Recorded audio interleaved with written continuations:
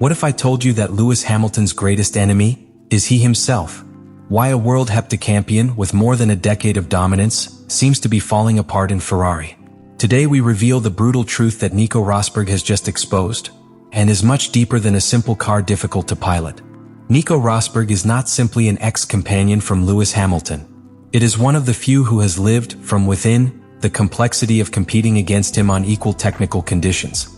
He was the only pilot who, during the Mercedes era, managed to bend Hamilton in a clean, psychological and sports hand. Therefore, their words have a weight that goes far beyond casual analysis or standard technical comment. Rosberg knows what a Lewis means in his best version. And just because of that, he impacts seeing what he is witnessing today. When Rosberg states that Hamilton is suffering, he does not do it from mockery or rivalry. It says it from the deep understanding of the emotional and technical cost that implies seeing a driving style that was dominant for more than a decade. In his words, there is an almost regret tone. Lewis makes improper mistakes. We saw it in Spa, in Zandvoort, situations that did not even go through the mind. Now they happen on consecutive weekends. For Rosberg, these errors are not simple slips. They are symptoms of a disconnection. A gap between the pilot's intention and the car's response. Between the logic learned and the present reality. It is as if Hamilton's body continued looking for breaking points, trajectories and traction areas that no longer exist. What was before natural now becomes an error. And there is an even more crude point, direct comparison with Charles Leclerc. Rosberg does not go with rodeos by pointing out that Monegasco is usually faster than Hamilton this year. In classification, in race rhythm, in adaptation to the car.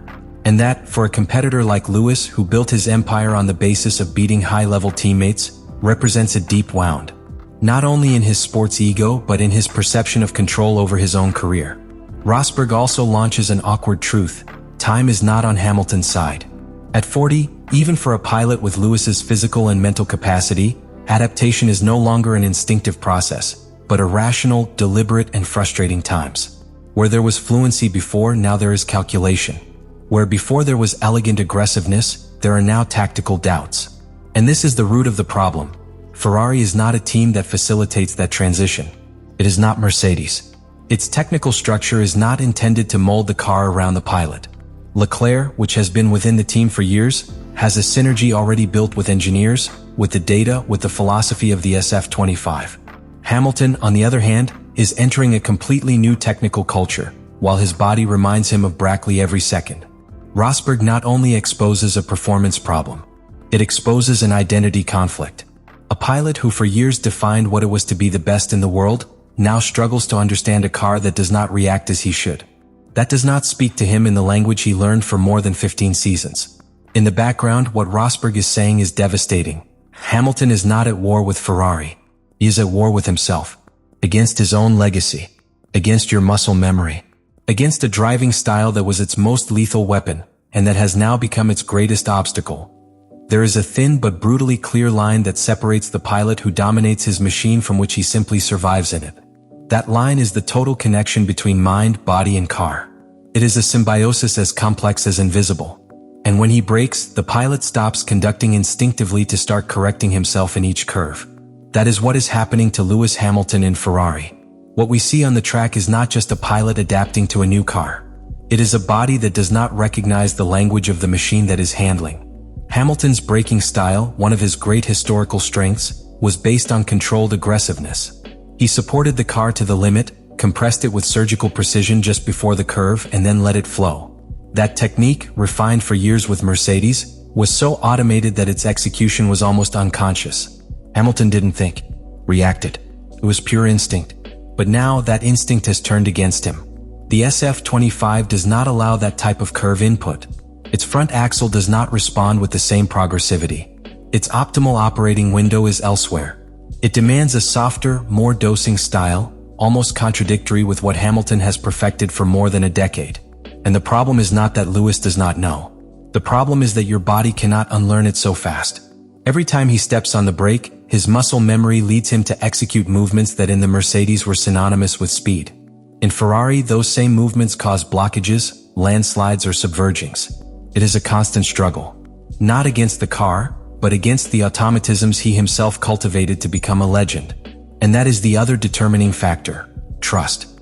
Without it, a Formula One pilot becomes hostage to his own doubt.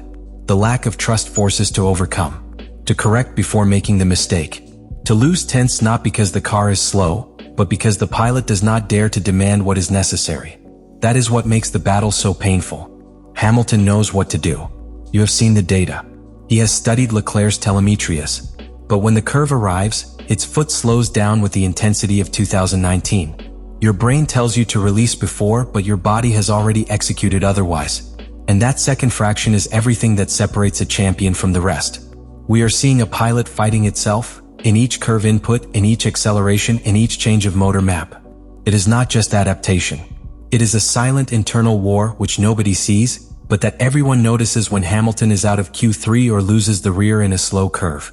And the most devastating thing is that this fight occurs in full view, in front of millions of people, in a category that does not forgive the smallest slip, where the margin for error is non-existent and where, for someone like Hamilton, each defeat is not just a point less.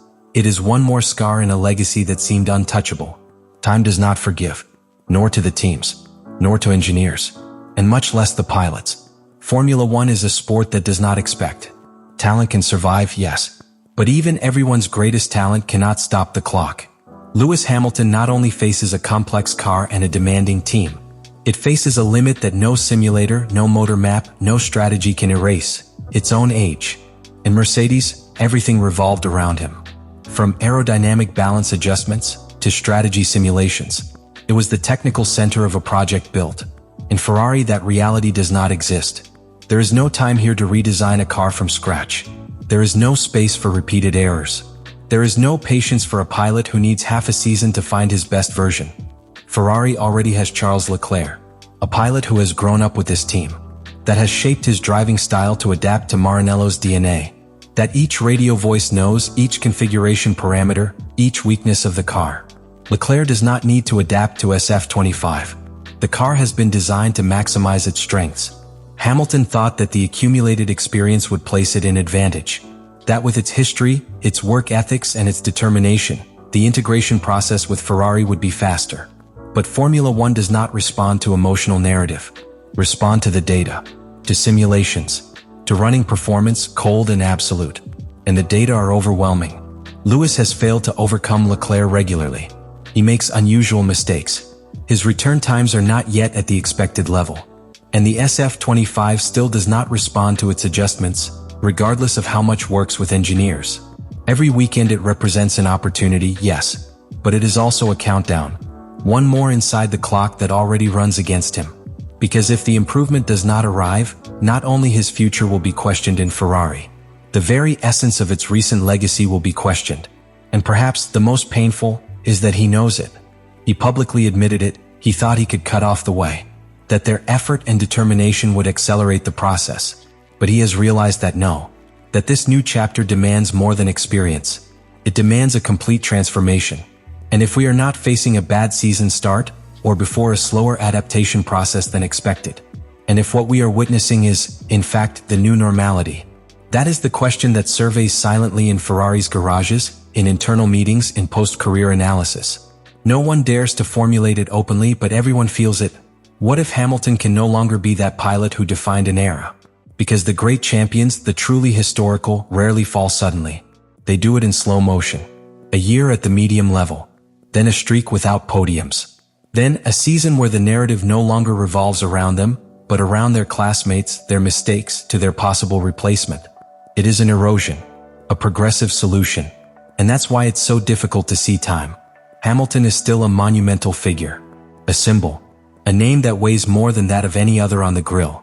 But Formula One is, by essence, a cruel sport. Do not reward the past. It does not respect titles when they no longer translate into results. And much less wait for anyone, not even his most laureate pilot. Can Hamilton rewrite this final chapter and show that he still has more to say? Or are we simply seeing how history closes on its own, without the need for a last act? You who are watching this video, which you have followed to Hamilton for years, that you have seen it win, lose, go back, reinvent yourself. You know what it represents. That's why I ask you directly, do you think you can still win with Ferrari? Or are we simply facing a final chapter that will not have the glorious closure that many expected? Leave it to the comments. What would Ferrari have to change for this to work? Does Hamilton need time, another style, a new engineer, a complete review of the car? Or do you think the biggest mistake was to leave Mercedes?